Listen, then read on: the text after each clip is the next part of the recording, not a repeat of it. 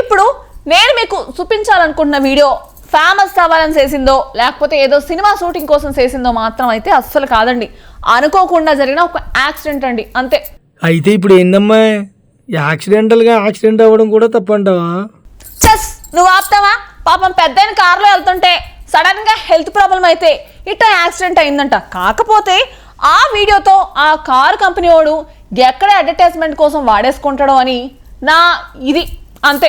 అట్టా ఏం చేయరులేమ్మా. మంచిదేలే. అసలు డివైడర్ను కొట్టేసుకుంటే అట్ట ఎట్ట జరిగిందంటాం, ఎలా ఎగిరిందో మరి.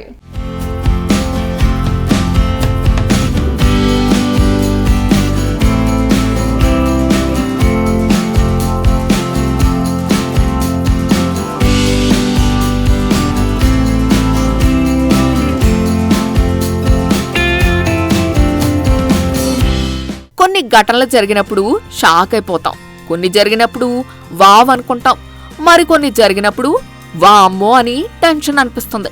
సినిమా తరహా యాక్సిడెంట్లు, స్టంట్లు అప్పుడప్పుడు రియల్ లైఫ్లోనూ కనిపిస్తుంటాయి. కొన్నిసార్లు అయితే సినిమా సీన్లకి మించిన ఘటనలు జరుగుతుంటాయి. ఇలాంటి చూసినప్పుడు మన కళ్ళని మనమే నమ్మలేం. ఇప్పుడొక వీడియో నెట్టింట చక్కర్లు కొడుతోంది. ఆ కారులాగే వ్యూస్ కూడా దూసుకుపోతున్నాయి. మీరు చూస్తున్న వీడియోలో ఓ కారు గాల్లోకి ఎగిరింది. ఈ ఘటన రొమేనియాలో జరిగింది. ఓ వ్యక్తి మెర్సిడెస్ కారులో వరాడియా నగరంలోకి ప్రవేశించాడు. అప్పటికే అతను చాలా వేగంగా వస్తున్నాడు. నగరంలోని ఓ జంక్షన్లోకి ఎంటర్ అవగానే కారు బ్యాలెన్స్ తప్పింది, డివైడర్ని ఢీకొట్టింది. అంతే, ఒక్కసారిగా అంత పెద్ద కారు గాల్లోకి ఎగిరింది. ఎగిరి అక్కడికక్కడే పడిపోలేదు. రోడ్డుపై ఎదురుగా వస్తున్న వాహనాల మీద నుంచి అలాగే ఎగురుతూ అవతల వైపు ఉన్న స్తంభాన్ని ఢీకొట్టింది. లక్ ఏంటంటే అంత ప్రమాదం జరిగినా డ్రైవరు స్వల్ప గాయాలతో బయటపడ్డాడు.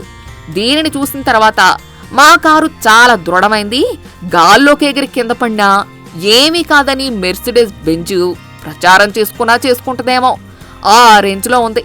ప్రమాద సమయంలో డ్రైవర్కి ఒక్కసారిగా షుగర్ లెవెల్స్ పడిపోయి అపస్మారక స్థితికి చేరుకున్నాడని, అందుకే కారు అదుపు తప్పిందని పోలీసులు చెప్పారు. డ్రైవర్కి ఎలాంటి ప్రాణాపాయం లేదని వైద్యులు తెలిపారు. ఇదంతా అక్కడే ఉన్న సీసీ కెమెరాలో రికార్డ్ అయింది. ఈ వీడియోని ఇప్పటికే 5 లక్షల మంది చూసేశారు. సినిమా సీన్ను మించిపోయిందిగా అంటూ కొందరు, కారు ఫుట్బాల్లా దూసుకొచ్చిందిగా అని మరికొందరు, వివిధ రకాల ఎమోజీలతో ఇంకొందరు కామెంట్లు చేస్తున్నారు.